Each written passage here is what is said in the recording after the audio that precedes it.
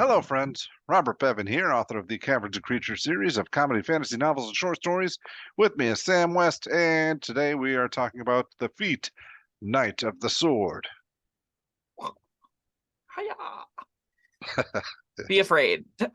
This is an expansion from the Shadow of the Dragon Queen Dragonlance book that has to do with the Dragonlance setting and involves some backgrounds that can make characters really busted. Don't take those backgrounds if you're not in a Dragonlance setting, or unless you don't talk to your DM about it first. If you're a DM wondering if you should use them, don't, because they get feats basically, and other backgrounds don't get feats. So yeah, don't.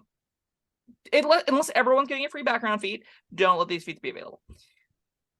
As a fighter or paladin, though, this is 100% reasonable for 100% of games.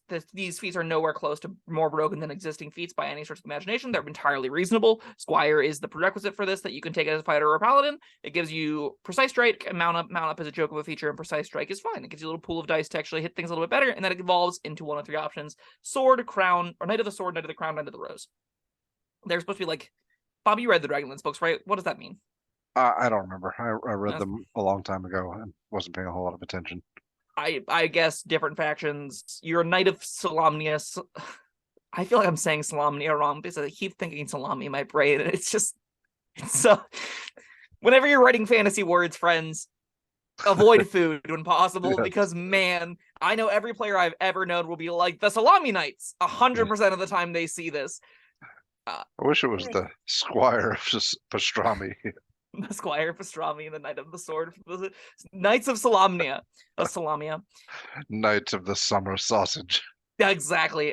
So all of food aside, this feat does some things. It requires you be 4th level, and you have the Squire of Solamnia feat. So it gives you an ability score increase of intelligence, wisdom, or charisma by 1.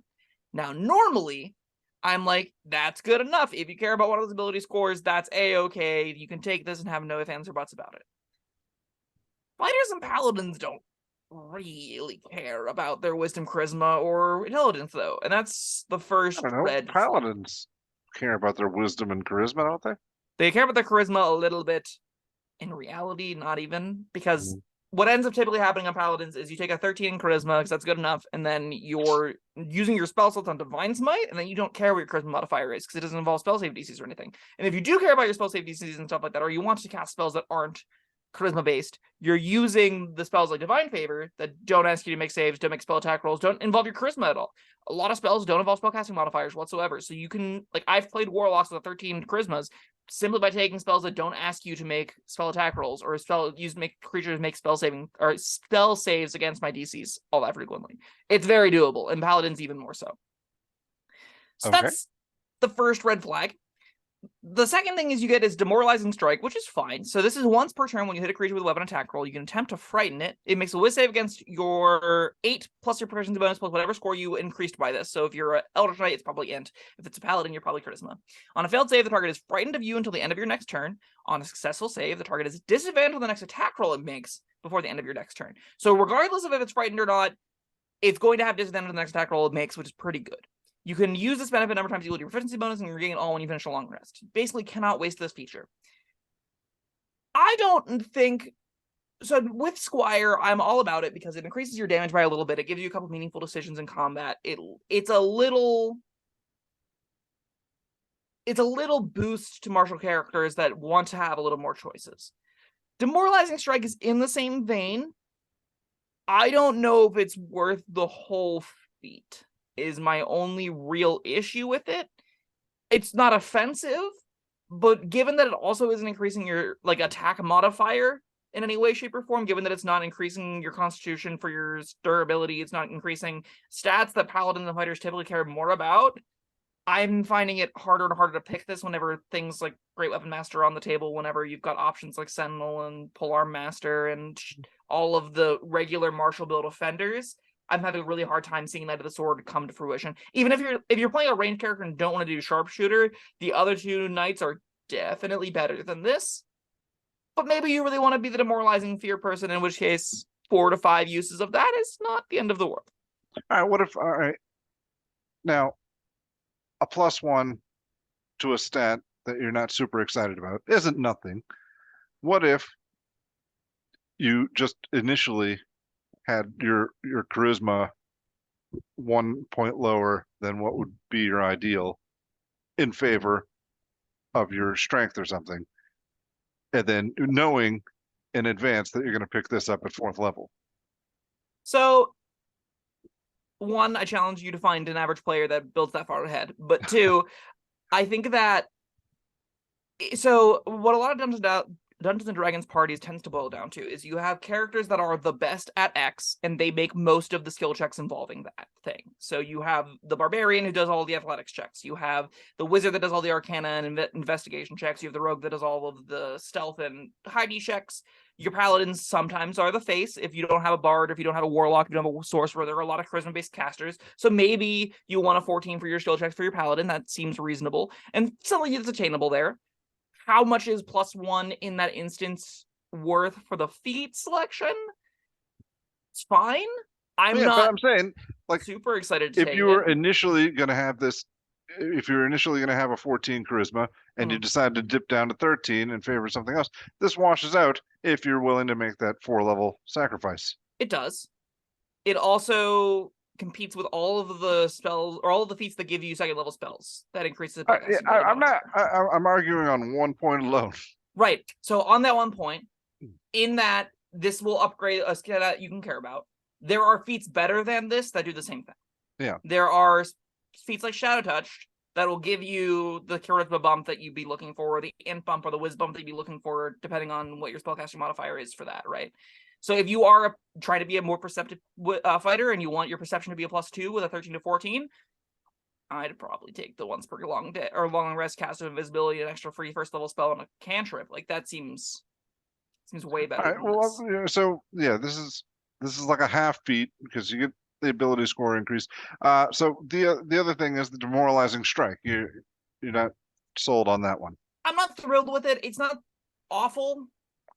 How many? All right, let's see. How many times can you use this? A number of times equal to your proficiency bonus. And what's that end up looking like? So when you get this at 4th level, it's 2. If you get it at 5th plus, it's 3. It can go up to 6 in the long game. It's probably ending around 4 or 5. And 4 and 5 uses is a lot. You're gonna be able to get a lot of things once per turn to at least make the next attack roll a disadvantage. That's not nothing. That's perfectly reasonable. Where I'm pretty okay pointing Squire of Salami to new players because it's a free damage and hit bump, or sorry, a free damage bump. Mm-hmm. The frightened condition isn't amazing, and the disadvantage on attack roll is fine. I think I would much rather have a higher utility option. I think I'd rather have be able to hit better. I think I'd rather have a myriad of other options that compete with this.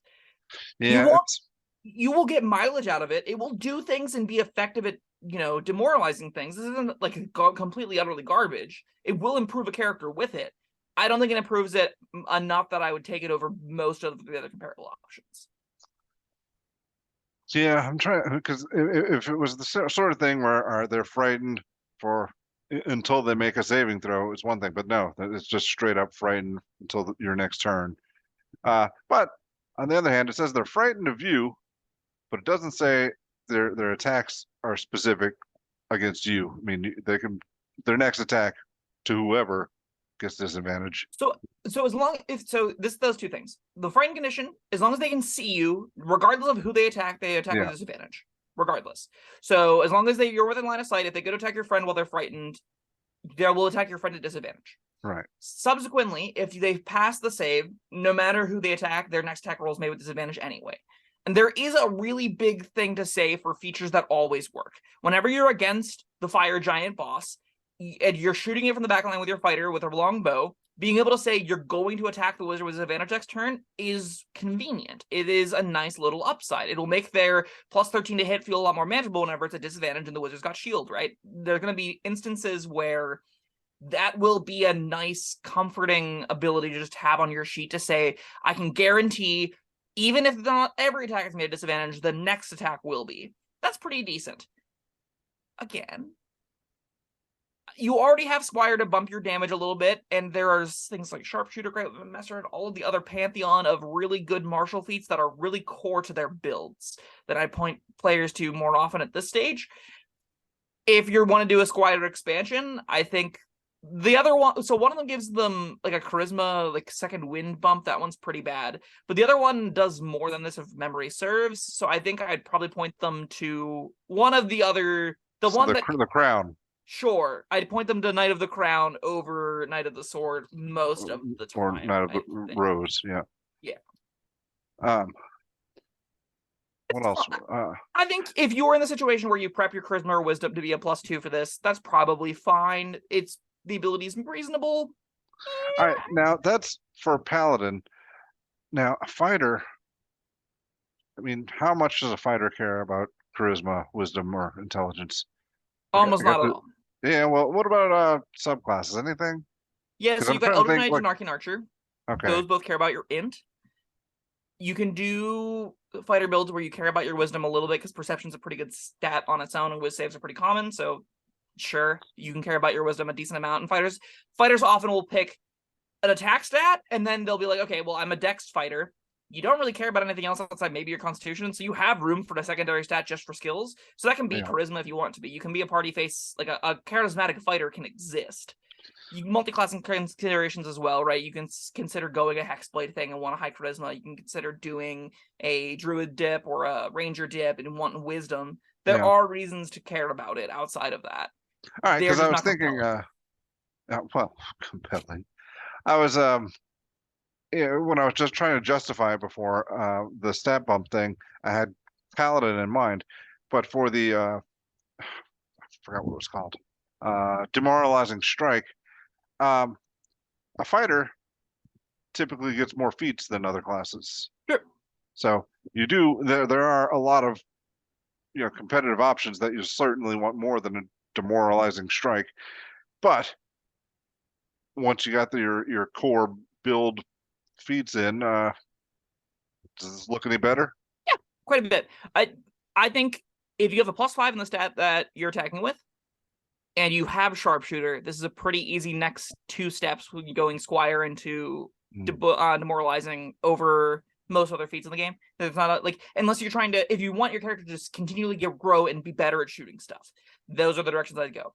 If you're happy with how well your character is shooting stuff, there's a myriad of other feat options that'll give you better spell options or give you utility stuff or be better even with the bonus charisma or even with the bonus whiz than this is. But if you want to empower yourself, continue to empower yourself in combat, taking this the upper tiers for 6 extra uses of a free demoralizing is pretty solid. That's probably, I think, the most common use case you're going to take on this is you're a higher level fighter, probably with a bow, because the other feat builds are like, if you're doing a polearm master thing, it's really feat intensive. There's like 3 feats you need for that to work.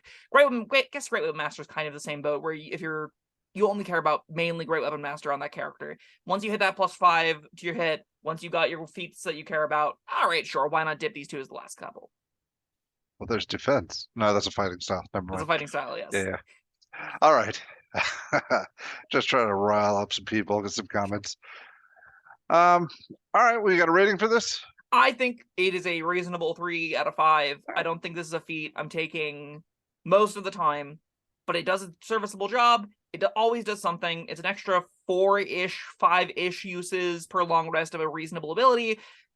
If you can care about the ability score improvement, which is harder to than most of these, it's serviceable.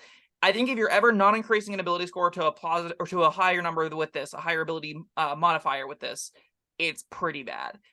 If you can get your charisma up and you're using your charisma, okay. If you can get your wisdom up and are using your wisdom, yeah, sure, I'm here for it. All right, I thought you were gonna give this one a 2, but It's yeah, close. I agree with you. I agree with your 3 though. Middle of the road. It's not. It always doing something is a really big selling point. Yeah. This will always at least give 1 disadvantage, and it does that a few times long rest. That's pretty fun. All right. Well, that was Knight of the Sword. Yes. Thank you, Sam, and thank you everyone for watching. Let us know what you think in the comments, and we'll see you next time. Bye-bye. Thank you for watching. If you found this helpful, informative, or entertaining, I'd really appreciate it if you hit the like button below. You needn't smash it. A gentle tap will suffice. If you want to see more videos like this, subscribe to the channel. And make sure you check out the links in the description, where you'll find my Caverns Creatures series of comedy fantasy novels, Sam's full review of the spell, and other fun things.